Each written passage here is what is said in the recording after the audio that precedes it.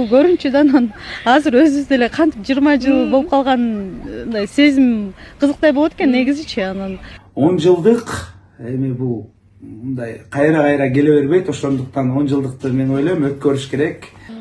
Меникинде ошол 11-классты бүтүргөн эжекем жок болгонуна, ошо дүйнө салып кеткенине аябай мындай кайгыруу менен эстейм да азыр. 10 жылдык, 20 жылдык өткөрбөй эле, мисалы ошо айылдагы муктаждарга жардам берип, кайрымдуулук кылып, мисалы классташтардын арасынан деле ошо жетип жетпеген үй бүлөлөр болот. Тиги айтыштан кийин эле чарчап чалыгып эле анан эс алып да калбастан андан кийин кыргыздын той ашы бүтпөйт дегендей.